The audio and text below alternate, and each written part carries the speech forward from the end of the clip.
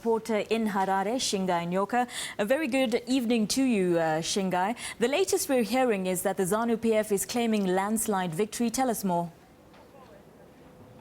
Yes, we spoke to the ZANU PF spokesperson earlier on today. He's saying that the indications on the ground are that they have a landslide victory, which could, as he said, be about 2/3 of the parliamentary majority. He says that they have reclaimed many of the areas that they lost to the MDC in 2000 and 2008, including Harare, some of the traditional areas like Matabeleland, North, South and Bulawayo, which since 2000 have been areas of protest votes. But really we must emphasize that official results are not out yet.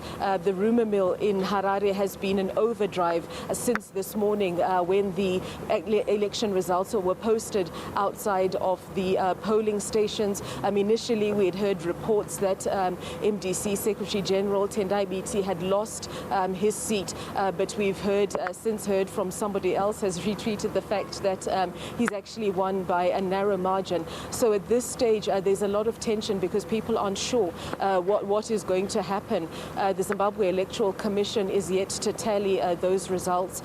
We understand that in the next few days it could announce the results of the presidential elections as well as the parliamentary elections.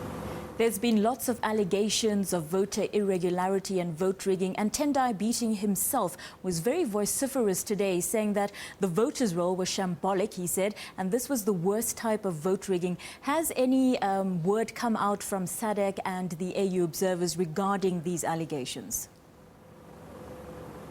The initial election assessment from the AU Observer Mission Chairman, former Nigerian President Obasanjo, has given this process the thumbs up.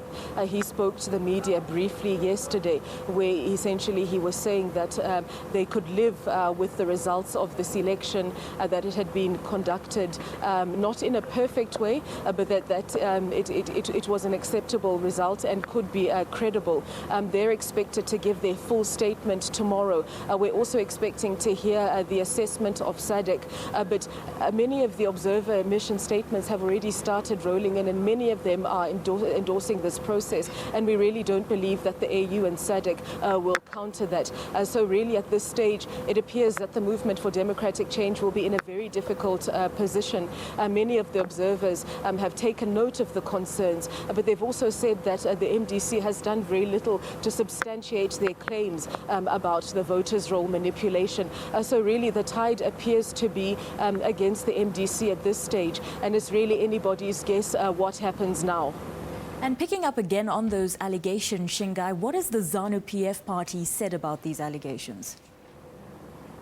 ZANU PF has consistently denied the fact that they've manipulated the voters' roll, that they've committed acts of violence or intimidated voters and forced voters to attend their rallies. They say that they're a party that has never rigged elections, and also the fact, according to the allegations, that there's an Israeli company by the name of Nikuv, which apparently is working with the Registrar General's office. They say that that is not true, that this company has been working with the Registrar General's office on the voters' roll in previous elections, that it's a company that supplies software to the government, and the MDC hasn't complained before, so why should it complain now? So ZANU PF vigorously still denying those claims, Vibhakshini. Shingai, just look ahead for a moment. If we are to have a situation where there is indeed a runoff, how will that take place? Just paint a picture for us.